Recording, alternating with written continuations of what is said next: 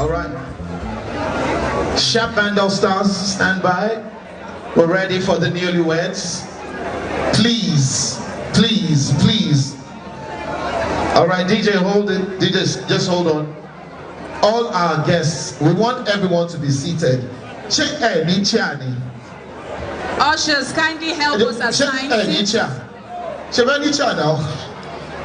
Baba, hello, Joko. No,